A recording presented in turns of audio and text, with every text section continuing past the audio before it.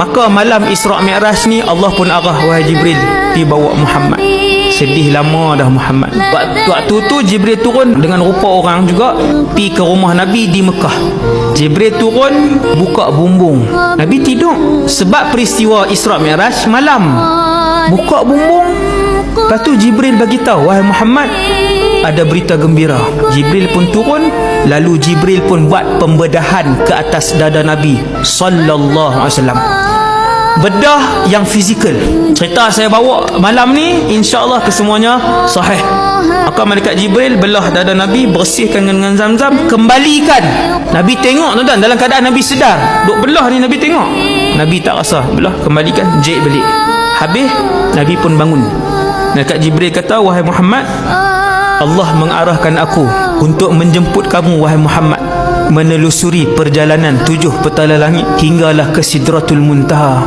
Maka Jibril pun kata, wahai Muhammad, kita bertolak malam ni, balik pagi esok. Bila Jibril buat turun Buraq, Jibril pun buat main. Nabi nak naik. Kata Nabi, bila aku nak naik, dia melompat. Lepas tu dia tak bagi Nabi naik. Buraq tu tak kenal Nabi waktu tu.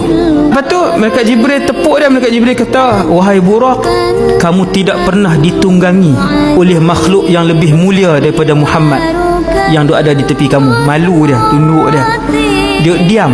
Nabi pun naik. Bergerak daripada Masjidil Haram ilal Masjidil Aqsa. Perjalanan daripada Masjidil Haram ke Masjidil Aqsa disebutkan Al-Isra'. Daripada Masjidil Aqsa, Baitul Maqdis, naik ke langit, itu nama dia Mi'raj. Nabi sampai di Masjidil Aqsa. Bila Nabi sampai di situ, kenapa Baitul Maqdis? Dahsyat Baitul Maqdis tuan-tuan. Sampai hari ini satu-satunya laluan highway untuk naik ke langit bumi ada di Palestin. Kemudian Nabi pun ikat dia punya Buraq.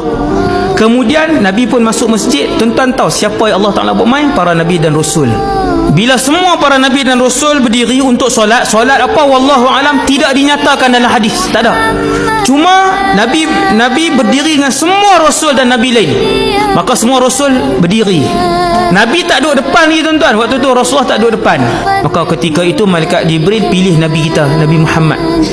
Malaikat Jibril kata, taqaddam, ke depan wahai Muhammad. Maksudnya yang paling alim, yang paling wara', yang paling bertakwa di kalangan semua Rasul. Sebab tu Nabi digelar Sayyidul Anbiya wal Mursalin, penghulu segala Nabi dan Rasul. Nabi pun semayang. Habis semayang, Nabi pun teruskan perjalanan dia Mi'raj, naik ke atas. Nabi naik, Jibril bawa. Sampai di langit pertama, pintu langit tutup. Malaikat Jibril minta izin untuk masuk. Malaikat langit pertama tanya, siapa? Man? Dia kata, Jibril. Ana Jibril, aku Jibril. Malaikat yang jaga langit pertama ni tanya, siapa dengan kamu? Malaikat Jibril kata, Muhammad. Adakah dia diundang? Malaikat Jibril jawab, ya. Waktu tu pintu langit dibuka. Nabi pun masuk. Nabi sebut tebal dunia langit pertama 500 ton perjalanan. Tapi disebabkan waktu tu yang bawa Nabi Jibril, lajulah sebab Jibril ni besar. Kemudian kata Nabi, malaikat banyak. Di setiap langit ada malaikat. Dalam duk banyak-banyak malaikat, ada seorang orang. Nabi pun tengok, ish, tinggi 60 hasta. Nabi pun tanya, wahai Jibril, siapa? Malaikat Jibril kata, ayah kamu Adam, pergi bagi salam. Nabi pun pergi, assalamualaikum. Nabi Adam jawab, waalaikumsalam. Selamat datang anak yang soleh dan Nabi yang soleh. Habis Nabi pun minta izin. Nabi kata, jarak daripada langit pertama, bumbung langit pertama, nak pergi ke pintu langit kedua 500 ton perjalanan. Dia 1000 dah. Ya, 1000 ton. Naik langit yang kedua, maka Nabi jumpa 2 orang. Nabi jumpa Yahya dan Nabi jumpa Isa. Lepas sebut, selamat datang saudara kami yang soleh dan Nabi yang soleh. Itu tak sembang dah, naik atas. Macam itulah semua jarak daripada bumbung langit kedua nak pergi ke pintu langit ketiga 500 tahun. Lepas tu langit ketiga tu pula 500 tahun. Tuan-tuan kali lah tengok, 3,500 campur 3,500, 7,000 tahun perjalanan. Sampai langit ketiga, Nabi pun masuk, jumpa Nabi Yusuf. Perbualan dia pendek, bagi salam, selamat datang. Lepas tu Nabi pun pergi. Jibril kata, jom, perjalanan masih jauh. Habis langit ketiga, Nabi pun naik langit keempat. Sama, cerita dia sama. Minta izin apa semua, naik. Jumpa Nabi Idris. Lepas tu pergi ke langit kelima, jumpa Nabi Harun. Sampai langit keenam, jumpa Nabi Musa alaihissalam. Bila Nabi nak pergi tu, dia menangis. Dia tunduk, dia menangis. Nabi tanya, kenapa Musa menangis? Malaikat Jibril jawab, Musa menangis kerana melihat umat kamu lebih ramai daripada umat dia yang masuk syurga. Lepas tu Nabi Muhammad pun pergi naik. Nabi pun tengok di langit ketujuh ada bangunan. Indah bangunan tu. Nama bangunan tu Baitul Ma'mur. Baitul Ma'mur ni Kaabah malaikat. Nabi kata ada malaikat Allah Ta'ala cipta dia daripada hari pertama rokok sampai bila-bila. Nabi kata aku tengok para malaikat ada yang sujud daripada hari pertama Allah Ta'ala cipta sampai bila-bila. Dan aku melihat para malaikat yang solat, mereka berada dalam satu saf yang lurus.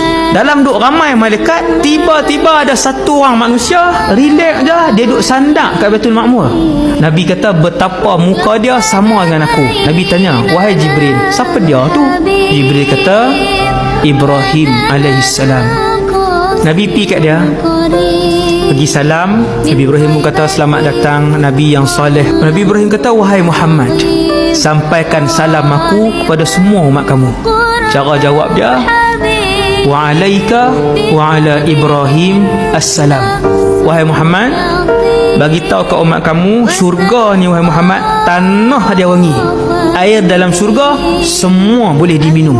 Sungai susu, sungai madu, sungai arak, sungai ayak. Kemudian kata Nabi Ibrahim, dalam syurga ni wahai Muhammad, tiap-tiap orang ahli syurga Allah Ta'ala bagi tanah lapang. Tanah lapang hijau yang kosong.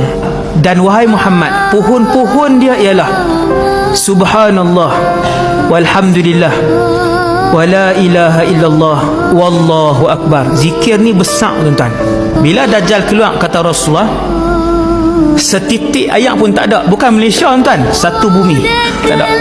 Ratus hari Dajjal keluar, orang beriman selamat tanpa setitis air dan tanpa sebutir nasi. Mereka diselamatkan oleh satu zikir. Nama zikir tu subhanallah walhamdulillah wala ilaha illallah wallahu akbar. Zikir yang sama. Sebab zikir ni tuan-tuan, orang munafik takkan berzikir banyak. Cara nak kenal diri kita Allah selamat daripada munafik ataupun tidak, Allah sebut dalam Quran, munafik takkan boleh berzikir banyak. Dan kemudian Nabi pun naik meneruskan perjalanan. Panjang lagi lah kisah dia.